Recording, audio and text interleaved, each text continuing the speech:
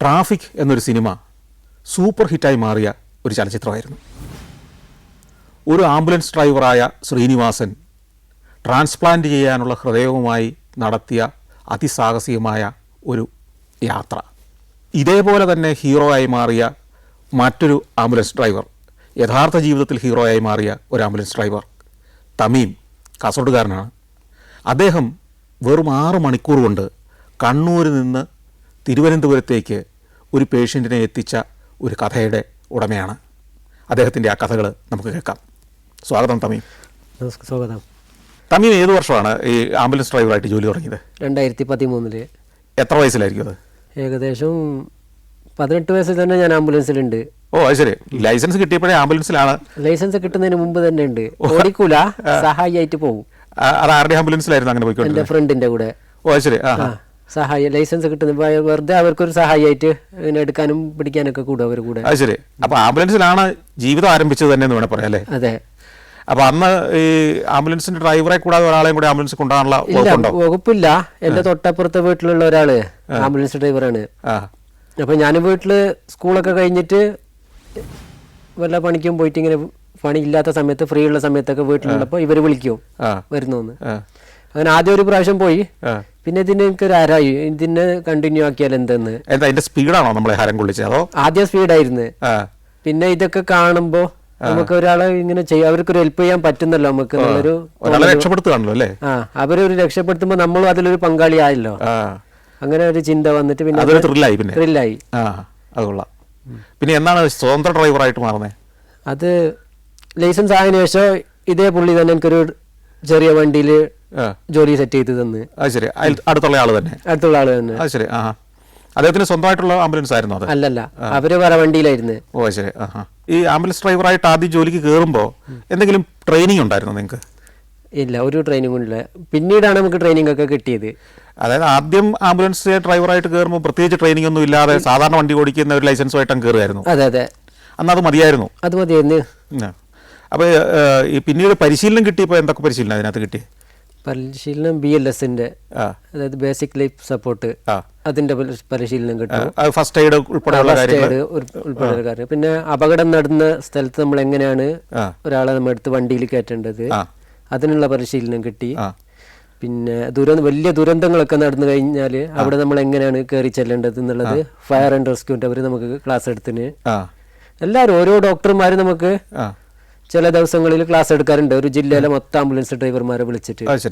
ഇടയ്ക്കിടയ്ക്ക് നടക്കാറുണ്ട്. എല്ലാ ആംബുലൻസ് ഡ്രൈവർമാരും ഇതിലൊക്കെ പങ്കെടുക്കാറുണ്ടോ? എടുക്കാറുണ്ട്. അത് നിർബന്ധമാണോ? നിർബന്ധമല്ല, അവരെടുക്കുന്നു. അതിന്റെ സർട്ടിഫിക്കറ്റും കാര്യങ്ങളൊക്കെ കിട്ടും നമ്മൾക്ക് ഇതിന്റെ പങ്കെടുത്തു കഴിഞ്ഞാല്. അത് ശരി. ഈ ഇപ്പോൾ ഒരു പേഷ്യൻ്റ് ഒരു ആക്സിഡൻറ്റിൽ വഴിയിൽ കിടക്കുകയാണ്, ഒരു റോഡ് ആക്സിഡൻറ്റിൽ.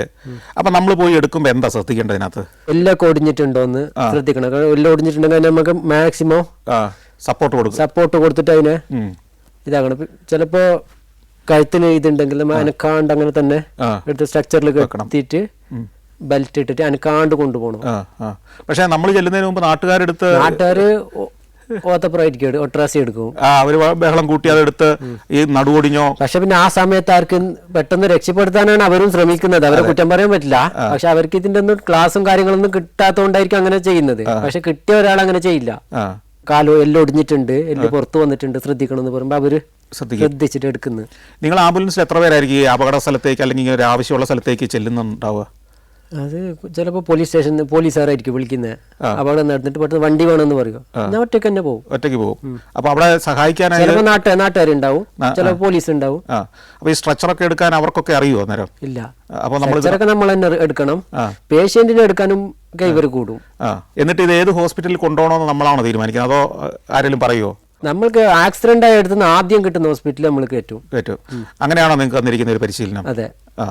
നിങ്ങൾ താമസിക്കുന്ന സ്ഥലത്ത് അല്ലെങ്കിൽ ആ പരിസരത്തുള്ള ഏറ്റവും അടുത്തുള്ള ഹോസ്പിറ്റൽ ഏതൊക്കെയാണെന്ന് നിങ്ങൾക്ക് നല്ല നിശ്ചയം ഉണ്ടാവും.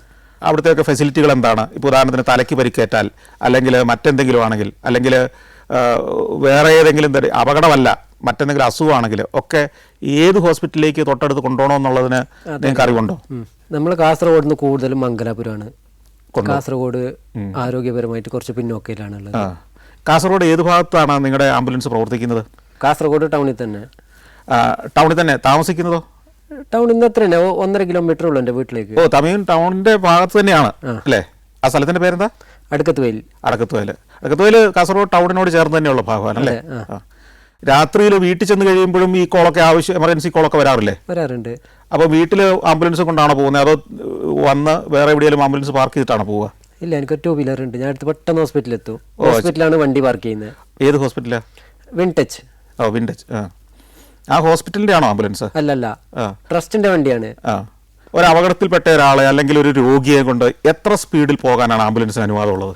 ആംബുലൻസിന് ഒരു ഡ്രൈവർക്ക് കൺട്രോൾ ചെയ്യാൻ പറ്റുന്ന സ്പീഡിൽ വണ്ടി വിടാം. എത്ര സ്പീഡ് ലിമിറ്റ് ഇല്ല, നമുക്ക് കൺട്രോൾ ചെയ്യാൻ പറ്റണം വണ്ടീനെ. മറ്റു വാഹനങ്ങൾക്ക് സ്പീഡ് ലിമിറ്റ് ഉണ്ടല്ലോ റോഡിൽ, 80 കിലോമീറ്റർ അല്ലെങ്കിൽ 70 കിലോമീറ്റർ അല്ലെങ്കിൽ 60 കിലോമീറ്റർ ലിമിറ്റ് ചെയ്തിട്ടുണ്ട്. ആംബുലൻസ് അങ്ങനെ ലിമിറ്റ് ചെയ്തിട്ടുണ്ടോ? ഇല്ല. ശരി. പക്ഷെ നിങ്ങൾക്ക് കൺട്രോൾ ഉണ്ടാകുന്നത്രയും നമുക്ക് കൺട്രോൾ ചെയ്യാൻ പറ്റണം വണ്ടീനെ. അതുപോലെ തന്നെ ഈ ചില ജംഗ്ഷനുകളിൽ ചെല്ലുമ്പോൾ അല്ലെങ്കിൽ സിഗ്നൽ ലൈറ്റുകളിൽ ചെല്ലുമ്പോൾ അല്ലെങ്കിൽ വൺ വേയിലൊക്കെ പോകുമ്പോൾ ആംബുലൻസുകൾ ഈ നിയമമൊക്കെ തെറ്റിച്ചു പോകുന്ന കാണുന്നുണ്ട്. അത് അനുവദനീയമാണോ? അനുവദനീയമാണ്.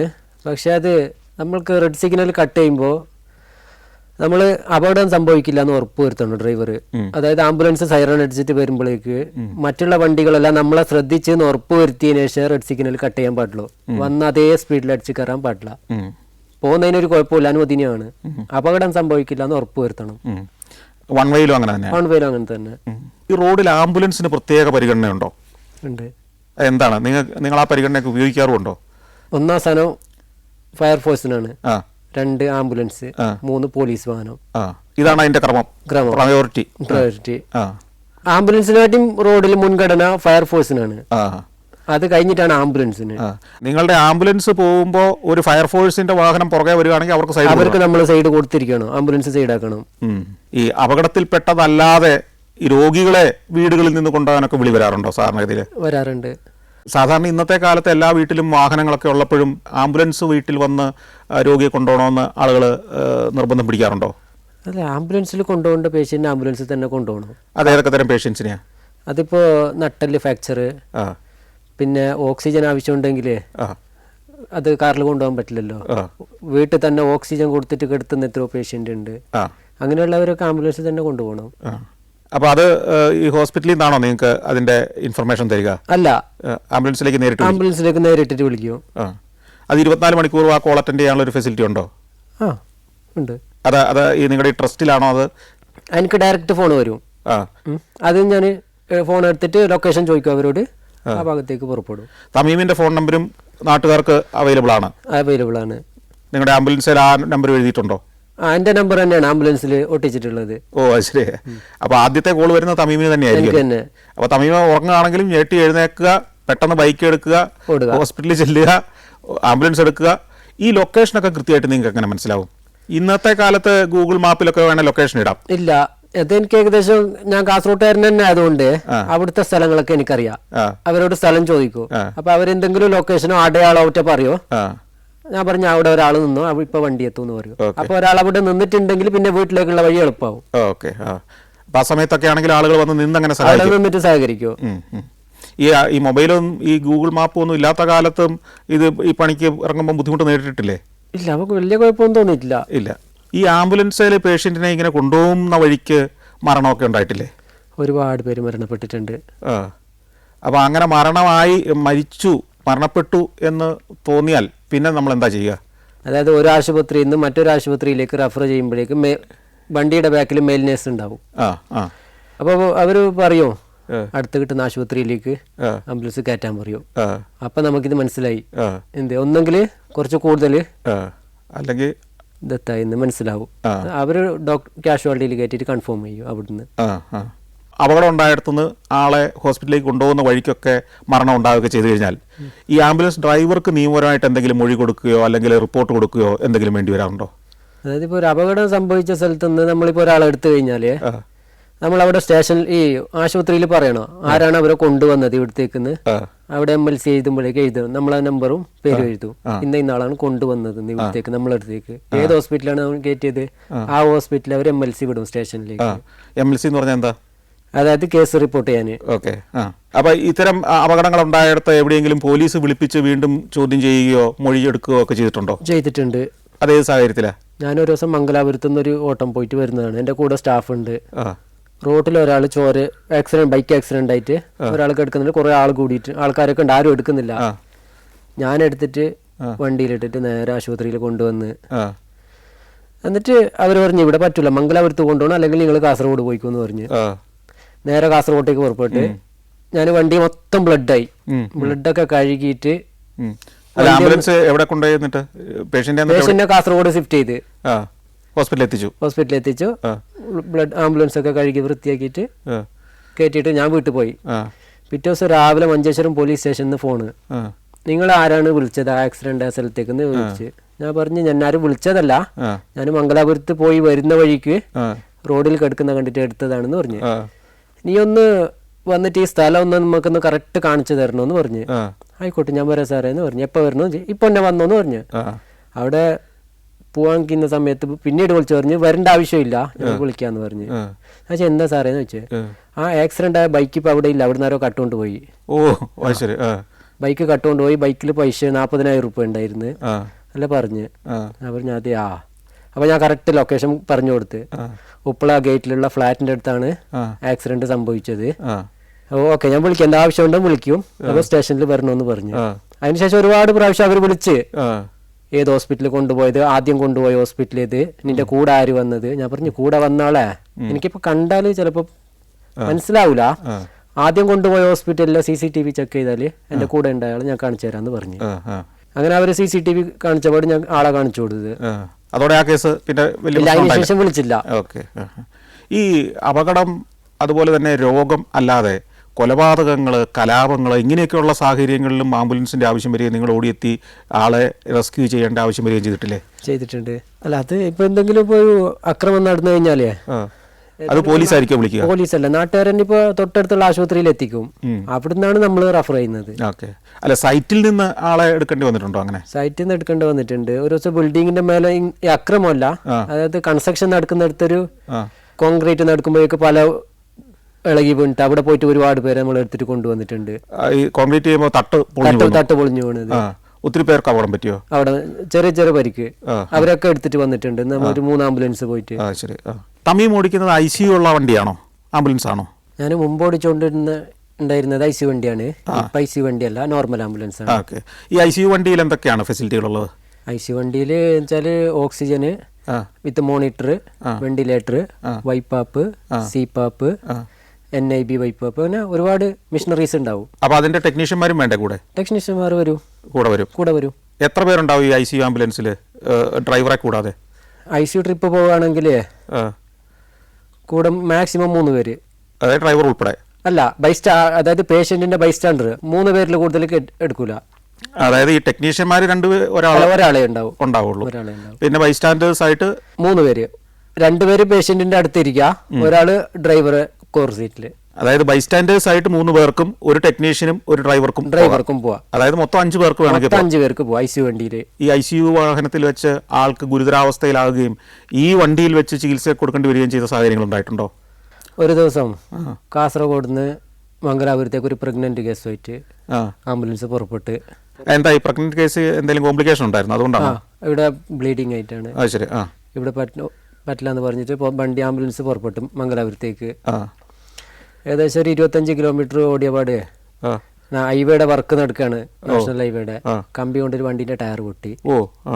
അതേ ഹോസ്പിറ്റലിൽ നിന്ന് വീണ്ടും വെന്റിലേറ്റർ ആംബുലൻസ് വരണോ, D ലെവൽ വണ്ടി വന്നിട്ട് ഷിഫ്റ്റ് ചെയ്യണം. അങ്ങനെ വേറെ വണ്ടിയിലോട്ട് ഷിഫ്റ്റ് ചെയ്യുമ്പോഴേക്ക് ഏകദേശം അരമണിക്കൂറിന് മേലെ സമയം ഡിലേ ആയി. അവിടെ എത്തുമ്പോഴേക്കും അവിടുന്ന് പിന്നീട് 25 കിലോമീറ്റർ ഉണ്ട് ഹോസ്പിറ്റലിലേക്ക്.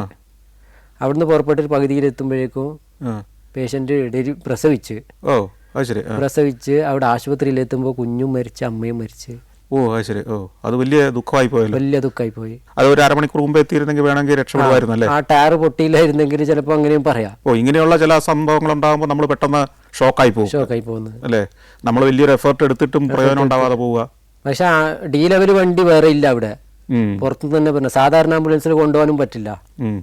ഈ കോവിഡ് സമയത്ത് ആംബുലൻസ് പ്രത്യേക രീതിയിൽ സുരക്ഷയൊക്കെ ഒരുക്കി ഐസൊലേഷനൊക്കെ നടത്തിയല്ലേ കൊണ്ടുപോയിക്കൊണ്ടിരുന്നത്? ആ സമയത്ത് സർവീസ് നടത്തിയിട്ടുണ്ടോ? ആ സമയത്ത് നടത്തിയിരുന്നു. അന്നെങ്ങനെയായിരുന്നു?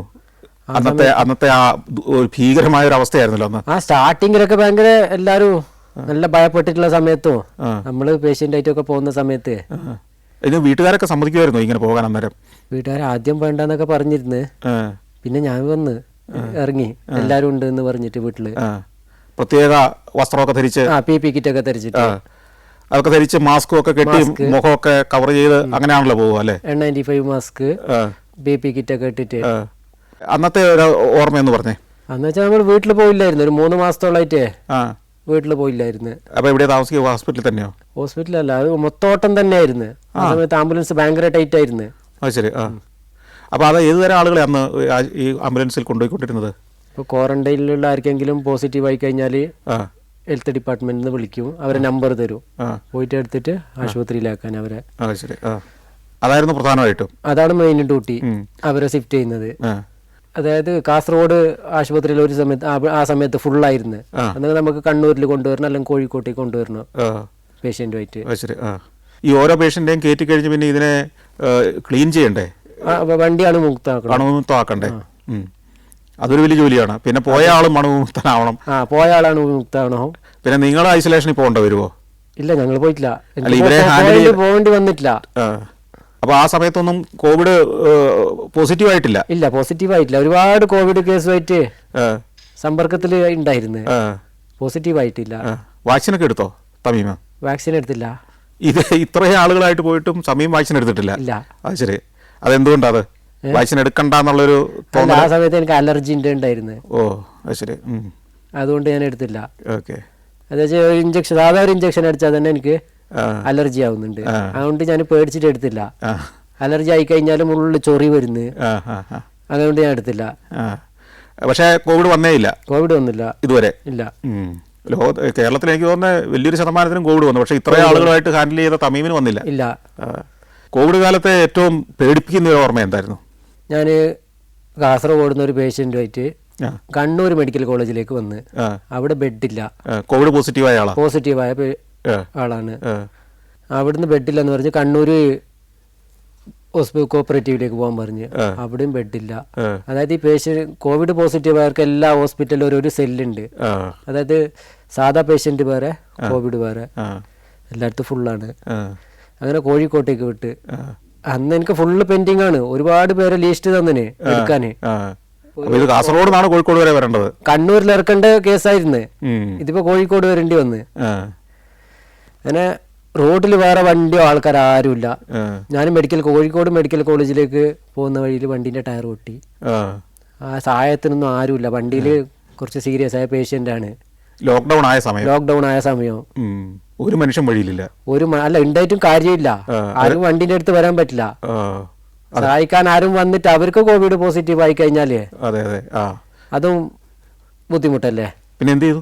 ഞാന് മെഡിക്കൽ കോളേജിലത്തെ വണ്ടിക്ക് വിളിച്ച്, ഓക്സിജന്റെ അളവും കുറവാണ്. അറിഞ്ഞ് ഞാനിപ്പോ എത്താന്ന് പറഞ്ഞ്, അരമണിക്കൂറിൽ ഞാൻ എത്താം. അവിടെ മെഡിക്കൽ കോളേജ് എത്തുന്നതിന് കുറച്ച് മുമ്പാണ് വണ്ടിന്റെ ടയർ പൊട്ടിയത്. പിന്നെ മെഡിക്കൽ കോളേജിൽ നിന്ന് വണ്ടി വന്നോ? മെഡിക്കൽ കോളേജിൽ നിന്ന് വണ്ടി വന്നിട്ട് പേഷ്യന്റിനെ ഷിഫ്റ്റ് ചെയ്ത്, അവർ PPE കിറ്റൊക്കെ ഇട്ടിട്ട് റെഡി ആയിട്ട് വന്ന് പേഷ്യന്റിനെ ഷിഫ്റ്റ് ചെയ്തിട്ട് മെഡിക്കൽ കോളേജിലേക്ക് കൊണ്ടുപോകും. അപ്പൊ അതുവഴി ഒരു പോലീസ് വണ്ടി വന്ന്, പോലീസുകാരോട് പറഞ്ഞ് അടുത്ത് വരണ്ട, പോസിറ്റീവായ ആളെ കൊണ്ടുവന്ന വണ്ടിയാണ്, അണുവിമുക്തമാക്കിയിട്ടില്ല. അപ്പൊ അവര് ദൂരെ നിന്നിട്ട് ചോദിച്ചു എന്ത് പറ്റിയതെന്ന് ചോദിച്ചു.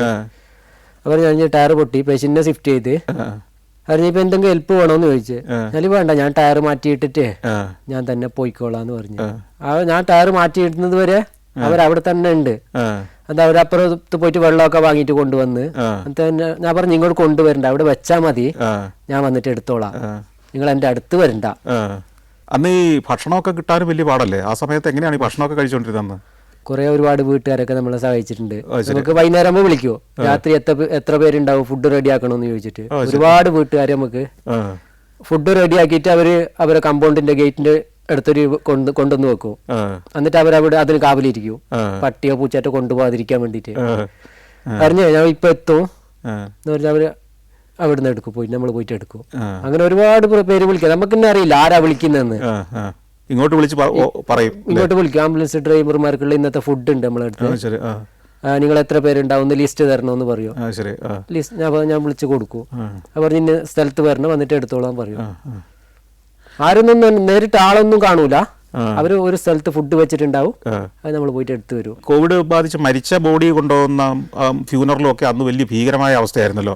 1-2 ആളുകൾ മാത്രമായിട്ട് ബന്ധുക്കളൊന്നും കാണാൻ പറ്റാതെ അത്യാവശ്യം അടുത്ത ബന്ധുക്കൾ 5 പേർക്ക് കാണാൻ പറ്റുന്ന സാഹചര്യമായിരുന്നു. പിന്നെ അത് 10ആയി, 15ആയി, 20ആയി, അങ്ങനെയൊക്കെ ആയി. ആദ്യം 5 പേരാണ്. അടുത്ത അവരും പി പി കിറ്റ് ഒക്കെ ഇട്ട് അവരും PP കിറ്റ് ഇട്ടിട്ട് കാണണം. അതായത് ആശുപത്രിയിൽ നിന്ന് ബോഡി ആയിട്ട് ഇറങ്ങുമ്പോഴേക്ക് ആംബുലൻസിൽ ഡ്രൈവർ മാത്രമേ ഉണ്ടാവൂ. അങ്ങനെ കുറെ ബോഡികൾ കൊണ്ടുപോയിട്ടുണ്ട്. ഒരു ദിവസം കാസർഗോഡ് കോവിഡ് ബാധിച്ച് മരിച്ച ഒരു ബോഡി ഇറ്റ് പോയ ആംബുലൻസ് മോർച്ചറിന്റെ അവിടുന്ന് ഫൾട്ടിയായി. അവിടുന്ന് വെച്ച ഹാൻഡ് ബ്രേക്ക് റിലീസായിട്ട് വണ്ടി പോയിട്ട് കുഴിയിൽ വീണ്. അതിന്ന് നമ്മള് കുറച്ച് ഡ്രൈവർമാരാണ് PP കിറ്റ് ഒക്കെ ഇട്ടിട്ട് ആ ബോഡിനെ പുറത്തെടുത്തത്. എടുത്തിട്ട് വേറെ വണ്ടിയിൽ കയറ്റിയിട്ട് ഖബർസ്ഥാനിലേക്ക് കൊണ്ടുപോയത്. ശരി. അപ്പൊ ഈ ഖബർസ്ഥാനിൽ ചെല്ലുമ്പോൾ ഈ 5 ബന്ധുക്കൾ മാത്രമേ ഉള്ളെങ്കിൽ നമ്മളും കൂടെ സഹായിക്കണ്ടേ ഈ ബോഡി എടുക്കാനും? ബോഡി എടുത്തിട്ട് അവരെ കൂടെ മറവ് ചെയ്യാനൊക്കെ കൂടെ വേറെ സന്നദ്ധ സംഘടനാ പ്രവർത്തകരൊക്കെ ഉണ്ട് മറവ് ചെയ്യാൻ. അപ്പൊ ഈ 5 ബന്ധുക്കൾ കൂടാതെ സന്നദ്ധ പ്രവർത്തകർക്ക് വരാൻ പറ്റുമോ? പ്രവർത്തകർ മറവ് ചെയ്യാൻ വേണ്ടിട്ട് മാത്രം. ശരി. PP കിറ്റ് ഒക്കെ ഇട്ടിട്ട്. അതൊരു ഭീകരമായ കാലമായിരുന്നു അല്ലേ? മനുഷ്യൻ മറന്നു തുടങ്ങി. ഇപ്പൊ എല്ലാവരും മറന്നു തുടങ്ങി. അതൊരു കാലമായിരുന്നു. ഈ കോവിഡ് സമയത്ത് പല സ്റ്റേറ്റിലേക്കുള്ള അതിർത്തി എല്ലാം ബ്ലോക്ക് ചെയ്തിരുന്നില്ലേ? പ്രത്യേകിച്ച് കാസർഗോഡ് നിന്ന് കർണാടകത്തിലേക്കുള്ള റോഡൊക്കെ അടച്ചിരുന്നില്ലേ കുറെ കാലം? കാസർഗോഡ് ആദ്യം ഒരു കേസ് പോസിറ്റീവ് ആയ ഉടനെ തന്നെ നാഷണൽ ഹൈവേയിൽ കർണാടക മണ്ണിട്ട് ഉയർത്തി തിട്ടപണിതു. ഒരു വണ്ടി അങ്ങോട്ട് കടത്തി വിട്ടിട്ടില്ല. അതിനുശേഷം നമുക്ക് ഏക ആശ്രയം കണ്ണൂരും കോഴിക്കോടും ആയിരുന്നു. അതായിരുന്നു നമ്മൾ ഏറ്റവും കൂടുതൽ വലച്ചത്. കർണാടക ബോർഡർ അടിച്ചതുകൊണ്ട് നമുക്ക് കാസർഗോഡ് നിന്ന് കണ്ണൂരിലേക്ക് പേഷ്യന്റ് ആയിട്ട് വരണം. 100 കിലോമീറ്റർ ഉണ്ട്. അവിടുന്നാണെങ്കിൽ മംഗലാപുരത്തേക്കാണെങ്കിൽ 50 കിലോമീറ്റർ ഓടിയാൽ മതി. ഇത് 2 ജില്ലന്റെയും പേഷ്യന്റ് ആകുമ്പോഴേക്കും കണ്ണൂരും കോഴിക്കോടും ഏകദേശം ഫുള്ളായി. ഹോസ്പിറ്റലെല്ലാം ഫുള്ളായി. കർണാടകയിലാണെങ്കിൽ സൗകര്യമുണ്ട്, അവര് വിടുന്നില്ല. അത് പിന്നെ നമുക്ക് യാത്ര ചെയ്യാൻ പറ്റിയില്ല ആ മണ്ണ് മാറ്റുന്നിടം വരെ അല്ലേ? ഏകദേശം ഒരു 6 മാസം കഴിഞ്ഞു മാറ്റുമ്പോഴേക്ക്. അത് ശരി. 6 മാസം വരെ നാഷണൽ ഹൈവേയിൽ അവര് തിട്ട കെട്ടിയിട്ടുണ്ടായിരുന്നു. അവിടെ തിട്ട കെട്ടിയിട്ട് പോലീസ് അവിടെ കാവലിരുന്നിട്ടുണ്ടായിരുന്നു. എല്ലാ ബോർഡറിലും, നാഷണൽ ഹൈവേയിലും മാത്രമല്ല സ്റ്റേറ്റ് ഹൈവേയിലും അന്തർ സംസ്ഥാന പാതയിലും എല്ലാം അവർ മണ്ണിട്ട് ഉയർത്തിയിട്ട് ഒരു വണ്ടിനെ അവിടെ കടത്തി വിട്ടിട്ടില്ല. അപകടങ്ങൾ എന്ന് പറയുമ്പോൾ ചിലത് വളരെ ഭീകരമായ അപകടങ്ങളിലൊക്കെ ബോഡി എടുക്കേണ്ടിയൊക്കെ വന്നിട്ടുണ്ടാവില്ലേ? ഇപ്പോൾ ട്രെയിൻ ആക്സിഡൻറ്റ് അല്ലെങ്കിൽ റോഡിൽ ഭീകരമായ ആക്സിഡൻ്റ് ഉണ്ടായി ബോഡിയൊക്കെ ചതഞ്ഞരഞ്ഞു പോയതൊക്കെ അങ്ങനെ നമുക്ക് ഭീതി തോന്നുന്ന തരത്തിലുള്ള പല അപകടങ്ങളിലും ബോഡിയൊക്കെ എടുത്ത് ആശുപത്രി കൊണ്ടുപോകേണ്ട അല്ലെങ്കിൽ മോർച്ചറിയിലേക്ക് കൊണ്ടുപോകേണ്ടൊക്കെ സാഹചര്യം ഉണ്ടായിട്ടില്ലേ? ഉണ്ടായിട്ടുണ്ട്. ഒരു ദിവസം കാസർഗോഡ് പോലീസിൽ നിന്ന് വിളിച്ചിട്ട് ആംബുലൻസ് ആയിട്ട് വരാൻ പറഞ്ഞ്, ചൗക്കിയിൽ ഈ ട്രെയിൻ തട്ടിയിട്ട് ഒരാൾ മരിച്ചിന് അവിടെ വരാൻ പറഞ്ഞ് ഞാൻ വണ്ടിയായിട്ട് പോയി. വണ്ടി അവിടെ വെച്ചുമ്പോൾ ഏകദേശം ഒരു 1.5 കിലോമീറ്റർ സ്ട്രക്ചറുമായിട്ട് നടക്കണം. രാത്രിയിലാണ് വണ്ടി. ആംബുലൻസ് അങ്ങോട്ട് അടുത്തോട്ട് റെയിൽവേ ട്രാക്കിന്റെ അടുത്തോട്ട് പോകില്ല. അപ്പൊ തനിച്ചാണ് ഈ സ്ട്രക്ചറുമായിട്ട് പോകുന്നത്? ഇല്ല, പോലീസുകാരുണ്ട് കൂടെ. ട്രെയിൻ തട്ടിയിട്ടുണ്ട്, ആള് തട്ടിയിട്ട് മരിച്ചിട്ടുണ്ടെന്ന് പറഞ്ഞ് അങ്ങനെ ഞങ്ങൾ സ്ട്രക്ചറുമായിട്ട് ഈ തട്ടിയെടുത്തേക്ക് എത്തുമ്പോഴേക്കും അവിടുന്ന് എടുക്കാനായിട്ട് ഒന്നുമില്ല. ഫുള്ള് ചിന്നിച്ചിതറീന്. അതൊരു മനുഷ്യനാണെന്ന് കണ്ടെത്താൻ അറിയാൻ പറ്റുമായിരുന്നോ? അങ്ങനെയുള്ള ഒരു അവസ്ഥയിലായിരുന്നു. പിന്നെ മൊത്തം ഏകദേശം ഒന്ന് ടോർച്ച് അടിച്ച് പെറുക്കിയിട്ട് ഒരു ബോഡിയുടെ രൂപമാക്കിയിട്ട് പോസ്റ്റ്മോർട്ടം ചെയ്തിട്ട് ബന്ധുക്കൾക്ക് കൊടുത്ത്. ശരി. അപ്പോൾ ഈ പോലീസും ആംബുലൻസ് ഡ്രൈവറും മാത്രമേ ഉണ്ടായിരുന്നുള്ളൂ, തമിഴും മാത്രമേ ഉണ്ടായിരുന്നുള്ളൂ? ഇത് പിന്നെ അവിടുത്തെ നാട്ടിലത്തെ കുറച്ച് ആൾക്കാരുണ്ടായിരുന്നു. വന്നു. ഒത്തിരി രാത്രിയായപ്പോഴാണിത്? ഏകദേശം ഒരു 10-12 മണി. ശരി. ആ സമയത്താണ്. അപ്പോൾ ഈ ഇങ്ങനെയുള്ള അപകടം വരുമ്പോൾ ഈ ട്രെയിനിന്റെ സർവീസ് നിർത്തി വെക്കുവോ ഈ ബോഡി എടുത്ത് മാറ്റുന്നിടം വരെ? ഇല്ല, ട്രെയിൻ അടിച്ചിട്ട് പോയി. ഇല്ല, ട്രെയിൻ ആദ്യം ഒരിക്കൽ നിർത്തിയിട്ടുണ്ടായിരുന്നു, പിന്നെ സർവീസ് തുടരുന്നു ട്രെയിൻ. അല്ല, മറ്റു ട്രെയിനുകൾ കടന്നു പോകുമെന്ന് ഈ ബോഡി എടുത്തില്ലെങ്കിലും? അത് പോലീസ് ഇൻഫോം ചെയ്യുന്നത്. നമ്മൾ ബോഡി എടുക്കുന്ന സമയത്താണെങ്കിൽ ട്രെയിൻ സ്ലോ ചെയ്യുന്നത്. ശരി. ഈ ബോഡി അവിടെ എത്തിച്ചു കഴിഞ്ഞ് ഹോസ്പിറ്റലിൽ കൊണ്ടുപോയി ഇറക്കി കഴിഞ്ഞാൽ നമ്മുടെ ഉത്തരവാദിത്വം തീർന്നു. വേറെ പിന്നെ അതിന് മൊഴി കൊടുക്കാനൊന്നും പോകേണ്ട കാര്യമില്ല. ഇല്ല, അതിന് ട്രെയിൻ തട്ടീന് അങ്ങനെ ചെയ്യേണ്ട ആവശ്യമില്ല. ഇതുപോലെ ചതഞ്ഞരഞ്ഞു പോയ അല്ലെങ്കിൽ ശരീരം വികൃതമായി പോയ അപകടങ്ങളിൽ ഒത്തിരി നമ്മൾ പോകേണ്ടി വന്നിട്ടുണ്ടാവില്ലേ? ഒരുപാട് പോയിട്ടുണ്ട്. ഒരു 6 മാസം മുമ്പ് കോട്ടയത്തുള്ള ഒരു പാർട്ടി കാസർഗോട്ടേക്ക് കല്യാണത്തിന് വന്നതാ. അവര് ട്രെയിനിന്റെ സമയമായിട്ട് റെയിൽവേ സ്റ്റേഷനിൽ എത്തുന്ന സമയത്ത് അവരെ ട്രെയിനല്ല, വേറൊരു ട്രെയിൻ വരുന്നുണ്ട്. അത് സൂപ്പർ ഫാസ്റ്റ് ആണ്. ആ സ്റ്റേഷനിൽ സ്റ്റോപ്പ് ഇല്ലാത്ത ട്രെയിനാണ്. ഇതാണ് നമ്മൾ ട്രെയിൻ എന്ന് പറഞ്ഞിട്ട് ഒരു 3 പേര് ചാടിക്കടക്കാൻ ശ്രമിച്ച്. അത് വലിയ വാർത്തയൊക്കെ ആയിരുന്നാണല്ലോ. വലിയ വാർത്തയായിരുന്നു. കാസർഗോഡ് 3 കോട്ടയം സ്വദേശികൾ ഒരു വിവാഹത്തിന് വന്നിട്ട് വിവാഹത്തിന് വന്ന പാർട്ടി. അതായത് അവിടെ സ്റ്റോപ്പ് ഇല്ലാത്ത ട്രെയിൻ ആയതുകൊണ്ട് വേറൊരു ട്രെയിനിനെ മറികടക്കുന്ന സമയത്ത് ഇവർ കടക്കുമ്പോ തന്നെ അടിച്ചു തെറിപ്പിച്ച് 3 പേര്. ബോഡി എന്ന് വെച്ചാൽ 3 പേരെയും പെറുക്കിട്ട് 3 ബോഡിയുടെ 3 രൂപ ആക്കിയിട്ട് ബാക്കി കോട്ടനും കാര്യങ്ങളൊക്കെ വെച്ചിട്ട് ബന്ധുക്കൾക്ക് കൊടുത്തത്. കാണാനൊന്നുമില്ല. ഭീകരമായ അപകടമായിരുന്നു. ആ ബോഡിയായിട്ട് പിന്നെ കോട്ടയത്തേക്ക് വന്നതായിരുന്നു. ഞാൻ തന്നെയാണ് കൊണ്ടുവന്നത് 3 ആംബുലൻസിൽ. ഞാനും എൻ്റെ കൂടെ 2 സുഹൃത്തുക്കൾ ഉണ്ടായിരുന്നു. നമ്മളെ ആംബുലൻസ് വിളിക്കുന്നത് വളരെ പെട്ടെന്ന് ഒരു പേഷ്യന്റിനെ ആശുപത്രിയിൽ എത്തിക്കും എന്നുള്ള പ്രതീക്ഷയോട് കൂടിയാണ് അല്ലേ? അതിനാണല്ലോ ആംബുലൻസിന് പ്രത്യേകം പ്രിവിലേജ് ഒക്കെ തരുന്നത്. റോഡിലെ നിയമങ്ങളൊക്കെ വേണമെന്നാൽ ഒന്ന് വയലേറ്റ് ചെയ്ത് പോകാൻ പറ്റുന്ന പോലെ. അപ്പോൾ ഈ സ്പീഡ് കൊണ്ട് രക്ഷപ്പെടുത്തിയ ചില സംഭവങ്ങൾ ഉണ്ടാവില്ലേ? ഉണ്ട്. അതായത് ഒരു ദിവസം കാസർഗോഡ് നിന്ന് മംഗലാപുരത്തേക്ക് ഒരു പാമ്പ് കടിച്ച ഒരു കുഞ്ഞിനെ കൊണ്ടുപോകാനുണ്ടായിരുന്നു. അതായത് വീട്ടിൽ നിന്ന് കുഞ്ഞ് കളിച്ചുകൊണ്ടിരുന്ന സമയത്ത് പാമ്പ് കടിച്ച്. പകലാണ്. അവിടുന്ന് വീട്ടിൽ ആണുങ്ങളാരും ഇല്ലായിരുന്നു. കുഞ്ഞിൻ്റെ അമ്മയും അമ്മയുടെ അമ്മയും കൂടിയിട്ട് ആശുപത്രിയിൽ എത്തിച്ച്. ആശുപത്രി എന്ന് പറഞ്ഞ് നിങ്ങൾ ഇത്രയും പെട്ടെന്ന് മംഗലാപുരത്തേക്ക് വിട്ട് ഇവിടെ നടക്കൂലെന്ന് പറഞ്ഞപ്പോൾ ആണുങ്ങളാരും ഇല്ലാത്തതുകൊണ്ട് ഇവർക്ക് സ്ത്രീകളെ മാത്രം ആയതുകൊണ്ട് അവർക്കൊന്നും ചെയ്യാൻ പറ്റില്ല. ഞാൻ പറഞ്ഞ് നിങ്ങൾ എൻ്റെ കൂടെ വന്നോ, ഞാൻ എല്ലാം ചെയ്തു തരാം, മംഗലാപുരത്തേക്ക് നമുക്ക് പുറപ്പെടാമെന്ന് പറഞ്ഞു. അങ്ങനെ ആംബുലൻസിൽ കയറ്റിയിട്ട് മംഗലാപുരം ആശുപത്രിയിൽ കൊണ്ടുപോയിട്ട് അവരെ ആണുങ്ങളായിട്ടുള്ള ആരെങ്കിലും വരുന്നത് വരെ അവരെ കൂടെ ഞാൻ ചെലവഴിച്ചിട്ട് കുട്ടിയെ അഡ്മിറ്റ് ചെയ്തിട്ട് അതിന് വേണ്ട ട്രീറ്റ്മെന്റ് എല്ലാം ചാലു ചെയ്തിട്ടാണ് ഞാൻ റിട്ടേൺ വന്നത്. കുട്ടി രക്ഷപ്പെട്ടു. അത് വലിയൊരു സന്തോഷമല്ലേ? പിന്നെ അവര് പിന്നെ വന്ന് കാണാൻ വരുവല്ലോ ചെയ്തോ? അവരോട് ഒരുപാട് പ്രാവശ്യം വിളിച്ചിരുന്ന്. ആംബുലൻസിന്റെ വാടക ആ സമയത്ത് അവരെ കയ്യിലില്ല. ഞാൻ പറഞ്ഞു നിങ്ങൾ ഉണ്ടാകുമ്പോ തന്നാ മതി, ഇപ്പൊ കുഴപ്പമില്ല. ഏകദേശം 2 മാസം കഴിഞ്ഞിട്ട് അവര് വിളിച്ചിട്ട് കൊണ്ടു തന്നിട്ടുണ്ട്. അതുപോലെ ഒത്തിരി സന്തോഷമുള്ള അനുഭവങ്ങളും ഈ ആംബുലൻസ് ഡ്രൈവർ ആകുമ്പോൾ ഉണ്ടാവുമല്ലോ. ഒരുപാടുണ്ട്. അതൊക്കെയല്ലേ ഇതിന്റെ ഒരു പ്രതിഫലം അല്ലേ? പ്രതിഫലം. ഒരുപാട് പേര് ഇപ്പൊ നമുക്ക് ടൗണിലൊക്കെ കണ്ടാലേ, പക്ഷെ എനിക്കറിയില്ല അത് ആരാന്ന്. പക്ഷെ അവർക്ക് എന്നെ അറിയാൻ പറ്റുന്നത് എങ്ങനെ, ഇത് നമ്മളന്ന് ആക്സിഡന്റ് ആയിട്ടാണ് എന്റെ റോട്ടിൽ നിന്ന് കൊണ്ടുപോയി ഇവനാണ്. ഇങ്ങനെ പറയുമ്പോ നമുക്ക് അതൊരു മനസ്സിനൊരു പിന്നെ വേറെ തന്നെ ഒരു സമാധാനം, സന്തോഷമാണ്. തീർച്ചയായിട്ടും. എനിക്കവരെ ആരും അറിയില്ല, പക്ഷെ അവർക്ക് എന്നെ മനസ്സിലാവുന്നത്. ഇത് ആംബുലൻസ് ഡ്രൈവർ തമീമാണ്. അന്ന് നമ്മളെ എന്റെ കുട്ടീനെ കൊണ്ടുപോയത് അവനാണ്. ഞാൻ ആക്സിഡന്റ് ആയിട്ട് റോഡിൽ കിടക്കുമ്പോ ഇവനാണ് അന്ന് വന്നിട്ട് എടുത്തത്. അങ്ങനെയുള്ള കാര്യങ്ങളെല്ലാം പറയുമ്പോഴേക്ക് നമുക്ക് നല്ലൊരു സന്തോഷമാണ്. പലപ്പോഴും ഒരു ആംബുലൻസ് ഇങ്ങനെ ചീറിപ്പാഞ്ഞു പോകുമ്പോൾ ഇതിന്റെ ഒരു ഗൗരവം മനസ്സിലാക്കാതെ ഇതിന് തടസ്സം ഉണ്ടാക്കുന്ന ആളുകളില്ലേ? എന്റെ പുറകിൽ തന്നെ ഒരു വണ്ടിയുണ്ട്, ഇന്നോവ. ഞാൻ ഏകദേശം അടിച്ച് ചവിട്ടുകയാണ്.